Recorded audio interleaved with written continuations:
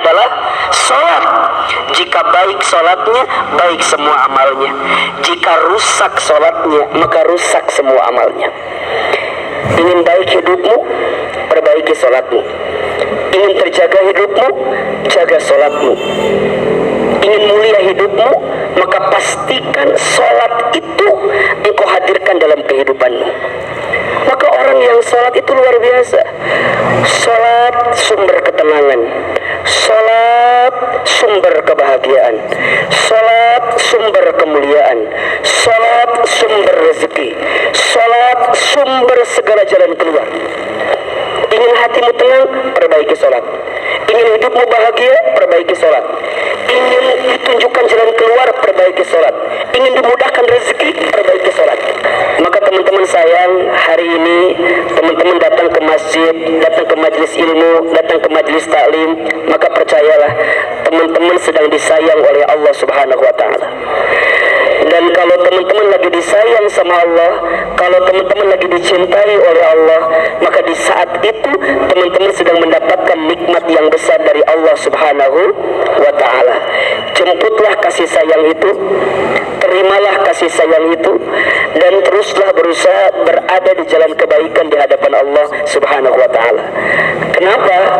Karena hanya dengan mendekat kepada Allah, engkau akan didekatkan dengan kebahagiaan dalam hidupmu. Saya ulangi, hanya dengan mendekat kepada Allah, maka engkau akan didekatkan dengan kebahagiaan dalam hidupmu. Jadi kalau sekarang teman-teman tanya, kenapa hidupku terasa gelisah? Kenapa hidupku terasa sulit? Kenapa hidupku seakan-akan berat kita melewatinya? Mohon maaf, boleh jadi Anda sedang jauh dari Allah. Boleh jadi Anda sedang ada jarak hubungannya dengan Allah Subhanahu wa Ta'ala. Maka sering Ahilman sampaikan, perbaiki hubunganmu dengan Allah, maka Allah akan perbaiki hubunganmu dengan urusan dunia ini. Saya ulangi, perbaiki hubunganmu dengan Allah, maka Allah akan perbaiki hubunganmu dengan urusan dunia ini. Banyak orang yang sibuk nyari dunia, tapi dia lupa kepada yang punya dunia. Banyak orang yang sibuk mencari rezeki, tapi dia lupa kepada Allah Ar-Razzaq yang maha memberi rezeki. Teman-teman sayang, kalau udah sama Allah, gak ada yang gak mungkin. Kalau udah sama Allah, gak ada yang gak mungkin. Sesuatu kadang kita lihat tidak mungkin. Kenapa? Karena kita hanya menggunakan logika kita, karena kita hanya menggunakan cara pandang kita. Ingat, manusia itu terbatas. La haula wala quwwata illa billah.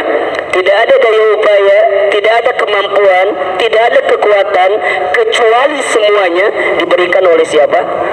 Oleh Allah. Maka kalau teman-teman ingin menemukan kebahagiaan dalam hidup, jangan tinggalkan Allah, jangan lupakan Allah, jangan jauhi Allah. Karena disitulah titik yang akan membuat hidupmu semakin merapuh, semakin terjatuh. Karena orang beriman yang yakin kepada Allah itu tidak akan pernah putus asa. Orang beriman yang yakin kepada Allah itu tidak akan berlebihan dalam kesedihan. Coba dibuka surat Ali Imran ayat 139. Surat apa? Ali Imran ayat berapa? 139. A'udzu billahi minasyaitonir rajim.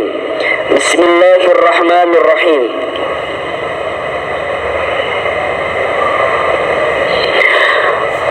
Wala tahinu wala tahzanu wa antumul a'launa in kuntum mu'minin.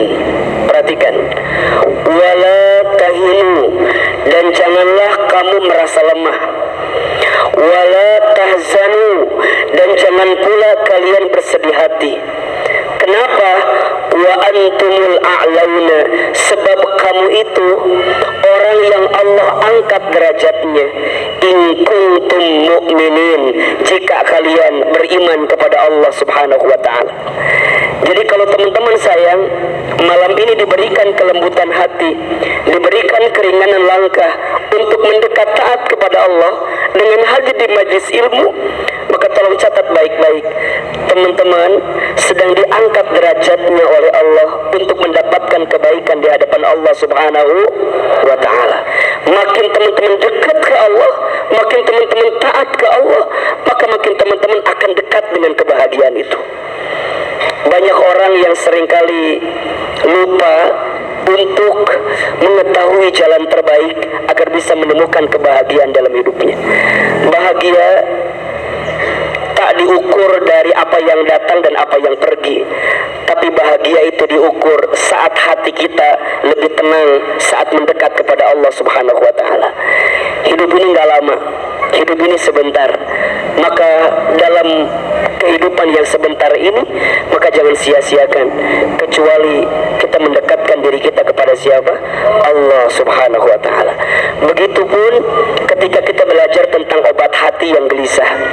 Di pertemuan sebelumnya Ahilman sampaikan ada 5 obat hati ketika hati kita gelisah.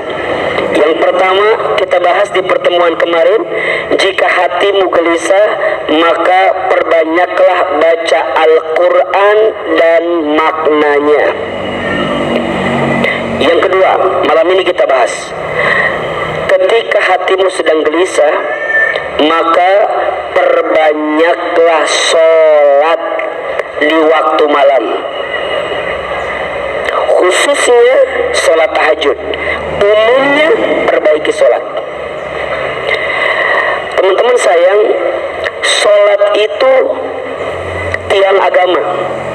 As-sholatu imaduddin, faman aqamaha faqad aqamaddin, wa man tarakaha faqad hadamaddin.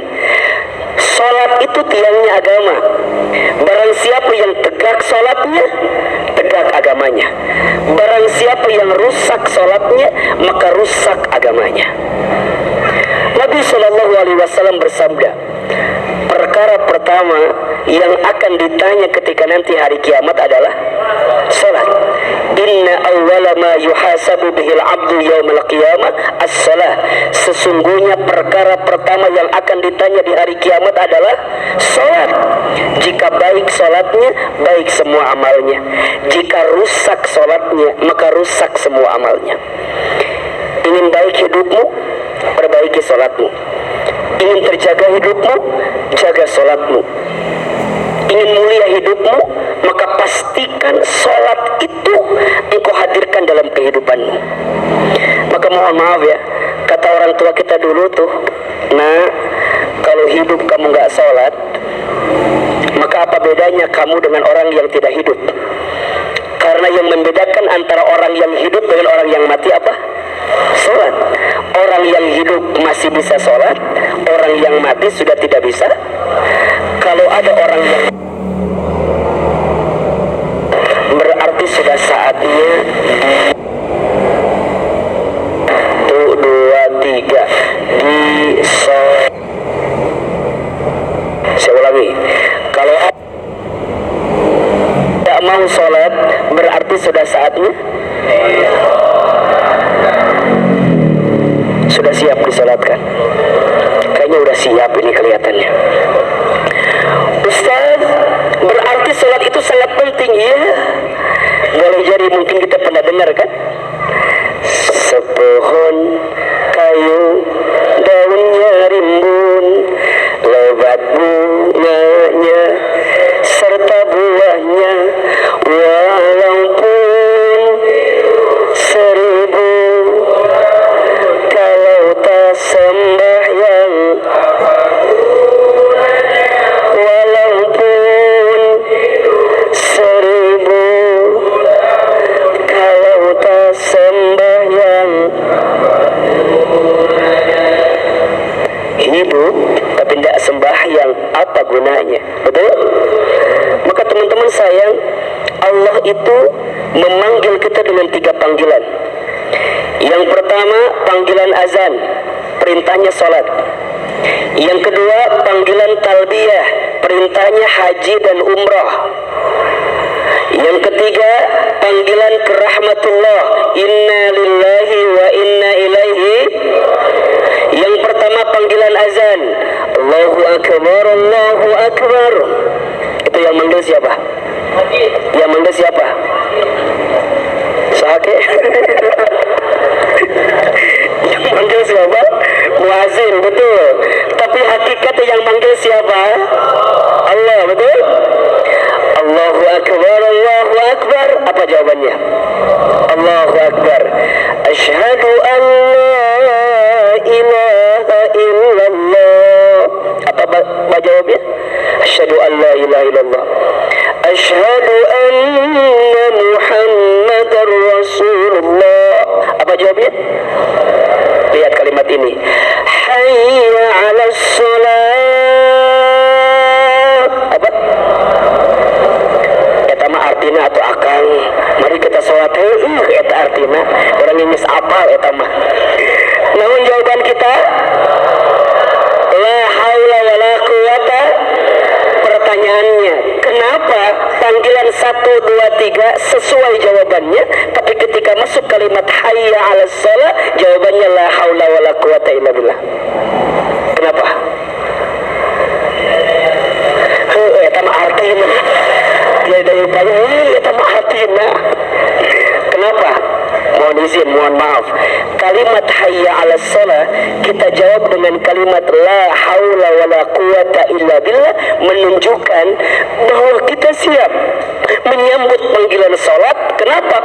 Karena dengan salat itu Allah akan berikan pertolongan dalam kehidupan kita. Makanya ketika Allah manggil kita salat, Allah tuh tahu, hei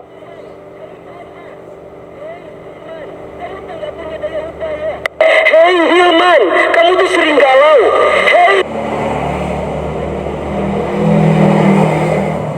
Hei Hilman, kamu tuh lagi susah. Hei Hilman, kamu tuh lagi punya pertanyaan. Bukankah kamu punya hajat, punya keinginan, punya harapan, punya cita-cita? Betul? Kita punya nggak harapan? Punya nggak keinginan? Punya nggak kemauan? Punya nggak harapan? Punya nggak cita-cita? Allah tuh tahu Hilman kamu punya keinginan.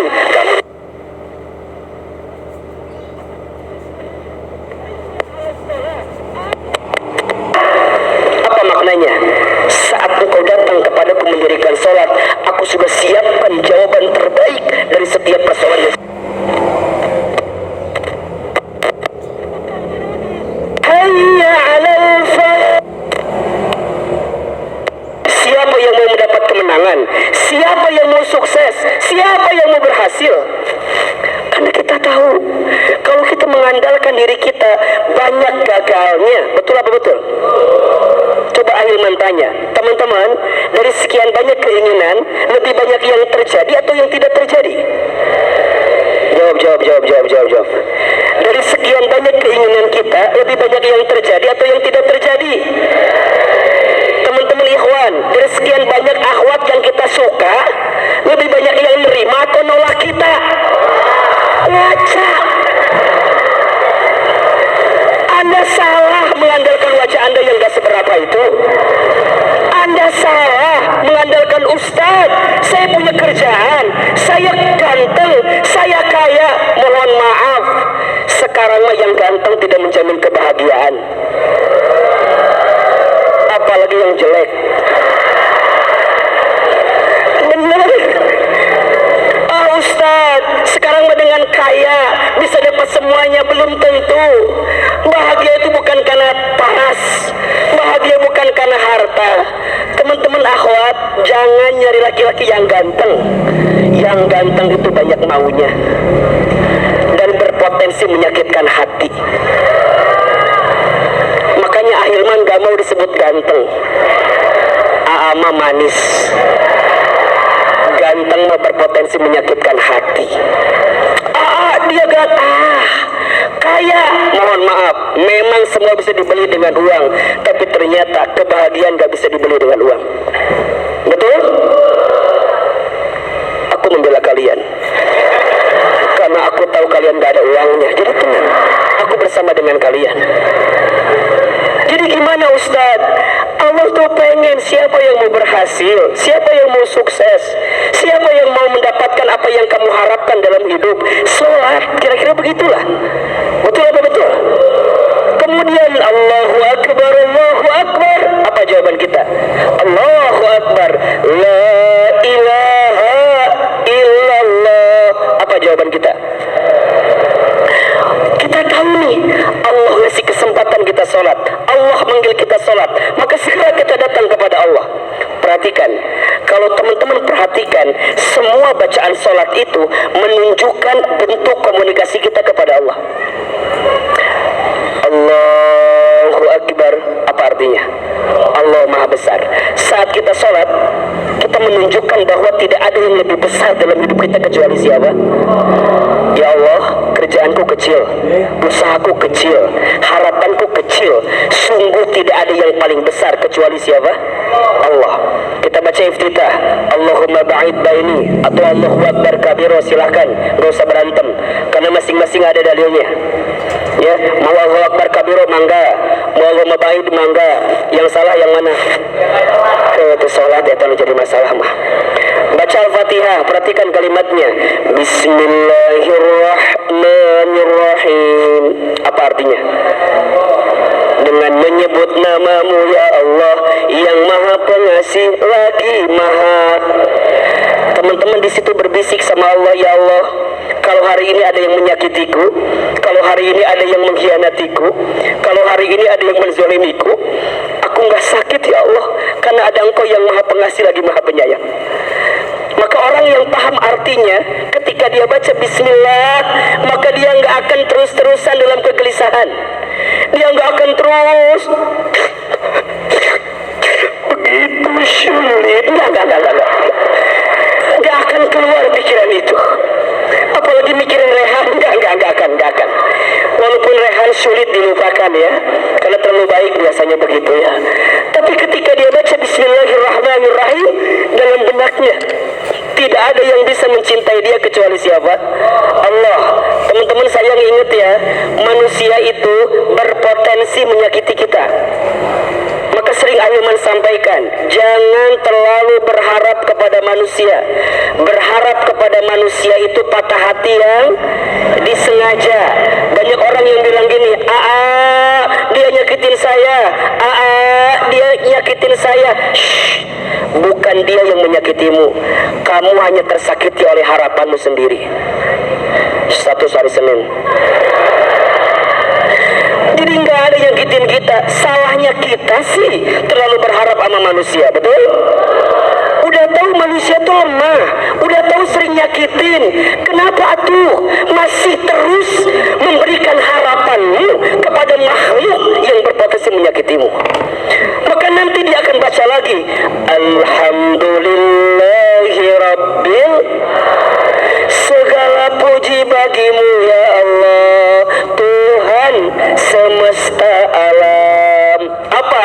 Ya Allah, kalaupun aku dapat nikmat sekarang, ini bukan gara-gara aku, tapi nikmatnya dari siapa? Orang yang sholat hilang kesombongan, orang yang sholat hilang ujubnya, orang yang sholat hilang diri merasa. Maka mohon maaf, sering Ahilman juga sampaikan, yang membuat iblis tidak akan pernah masuk surga gara-gara apa? Sombong. Maka Ahilman tidak pernah mengajarkan anak-anak teman hijrah untuk punya sifat merasa. Hati-hati, jangan merasa pintar, harusnya pintar merasa. Status hari Selasa. Jangan merasa pintar, harusnya pintar merasa. Punten mohon izin, kayaknya hari ini banyak orang yang merasa pintar tapi tidak pintar merasa. Teman-teman sayang, makin kita belajar, makin kita taklim, makin kita ikut kajian, harusnya makin kita merunduk dan kita menyadar diri kalau kita nggak tahu apa-apa. Maka nggak akan ada waktu lihat aib orang lain. Kenapa? Karena dia tuh sadar kalau aib dia juga banyak. Betul? Ini penting sekali. Maka mohon maaf ya, sepulang dari sini teman-teman nggak boleh jadi orang yang paling merasa itu. Teman-teman jangan ngobrol sama teman-temannya, bro. Apa? Kita alhamdulillah ngaji ya bro ya. Insya Allah kita ahli surga ya bro ya. Masya Allah. Ya walaupun habis ini kita nonton Piala Dunia, tapi kita kan udah dapat ini ya bro ya, tenang ya bro ya. Tuh lihat orang nggak pada ngaji bro. Maka teman-teman di Diibaratkan ada orang yang kelihatannya melakukan amalan surga, tapi ternyata Allah masukkan dia ke dalam api neraka. Ada orang yang kelihatannya melakukan amalan neraka, tapi Allah masukkan dia ke dalam surga. Kenapa coba? Karena ternyata yang membedakan antara mereka berdua ada perasaan hati yang bersih dalam hidupnya. Maka teman-teman saya nggak boleh, jangan besar kepala, bola gede, bisi terasup helm. Helm aja nggak mau masuk, apalagi surga, betul? Maka kalau ada sebesar biji zarah kesombongan di hati kita, segera istighfar. Maka sholat melembutkan hati. Alhamdulillahi Rabbil. Ya Allah, sekarang hamba punya kerjaan, ini darimu ya Allah. Hamba usaha, ini darimu ya Allah. Hamba punya jodoh, ini darimu ya Allah. Dan kalaupun jodoh hamba diambil, yang hamba berharap sama dia, tapi diambil, ini juga darimu ya Allah. Dan hamba yakin setelah baik daripada dia yang meninggalkanku. Siapa Ahilman? Atuh, namanya ke saya, dah saya kata apa? Maka orang yang sholat nggak akan berlebihan, nggak akan ini mau Ustad, aku setelah putus sama dia jadi nggak bisa makan apa-apa. Emang kenapa? Iya, karena hampir semua menu pernah aku makan bersama dengan dirinya. Lihat nasi ingat dia, lihat kobokan ingat dia. Ahilman tahu pasti makannya di situ terus, ini mah masalahnya. Aku tuh setelah putus sama dia jadi nggak bisa pulang Ahilman. Kenapa? Karena hampir semua jalan pernah aku tempuh bersama dengan dirinya. Setiap likukan jalan aku teringat bagaimana cara dia memperlakukan aku. Dan aku ingat setiap bensin yang keluar air. Udahlah, nggak usah. Teman-teman buat apa menangisi dan kemudian apa ya, menghabiskan waktu untuk menangisi orang yang pergi ninggalin kita. Teman-teman sayang, kalau dia baik pasti dia gak akan pernah pergi meninggalkan kita. Kalau dia pergi ninggalin kita berarti dia nggak baik untuk kita, atau kita nggak pantas sama dia. Apakah mungkin dia yang gak baik untuk kita, atau kita yang gak pantas untuk dia? Yang mana kira-kira? Kalau kata Ahilman mah, buat ngobatin hati, jawab aja, aku terlalu baik untuk dirinya. Untuk ngobatin hati itu mah ya. Jadi ketika dia baca Alhamdulillahirabbil alamin, tenang, dia baca lagi Ar-Rahmanir Rahim, Maliki Yaumiddin, sampai kemudian dia curhat, Iyyaka na'budu wa iyyaka nasta'in. Ya kepadamu lah aku menyembah dan hanya kepadamu lah aku minta pertolongan. Berarti saat kita mengucapkan kalimat itu, kita bilang, ya Allah, tolong hamba ya Allah, bantuin hamba ya Allah. Kan begitu, kuatkan hamba ya Allah.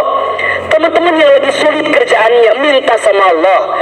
Teman-teman yang lagi susah usahanya, minta sama Allah. Iyyaka na'budu wa iyyaka nasta'in.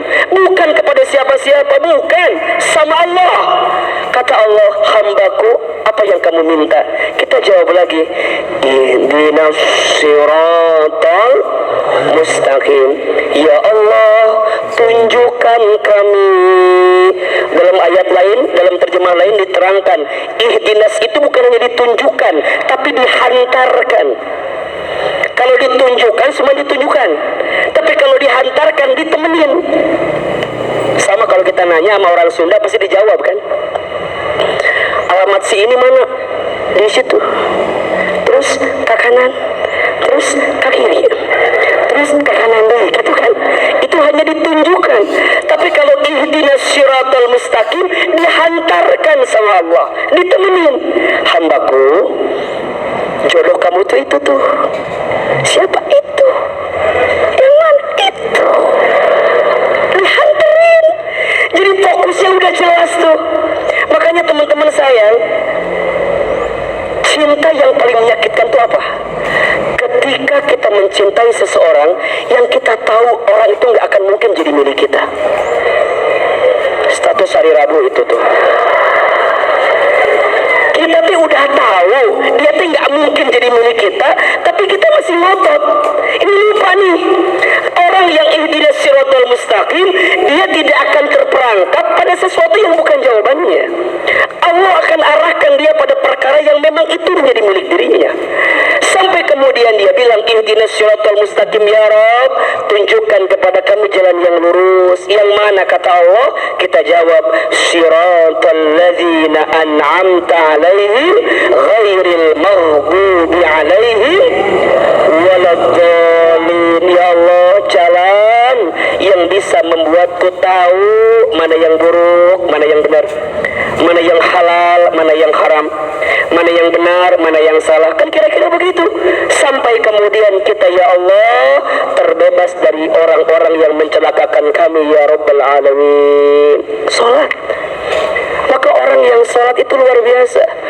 Salat sumber ketenangan, salat sumber kebahagiaan, salat sumber kemuliaan, salat sumber rezeki, salat sumber segala jalan keluar. Ingin hatimu tenang, perbaiki salat. Ingin hidupmu bahagia, perbaiki salat. Ingin ditunjukkan jalan keluar, perbaiki salat. Ingin dimudahkan rezeki, perbaiki salat. Yang wajib. Oke, yang paling pagi apa namanya? Salat subuh, terus zuhur, terus asar, terus maghrib, terus pesan hilman. Jangan tinggalkan yang wajib. Kenapa? Jaga 5 yang wajib ini, maka Allah akan jaga kebaikan dalam hidup kita. Terutama subuh dan isya. Kalau kamu mau lihat orang muslim yang sempurna, lihat salat 5 waktu. Kalau kamu mau lihat orang beriman, benar imannya, lihat salat subuh dan salat isyanya. Terutama salat subuh. Ahilman pesan berkali-kali kepada teman-teman saya, salat subuh itu salat yang akan mengantarkan kebaikan dalam hidup kita. Jaga salat subuhmu, maka di hari itu fi zimmatillah, engkau sedang dalam penjagaan Allah Subhanahu wa taala.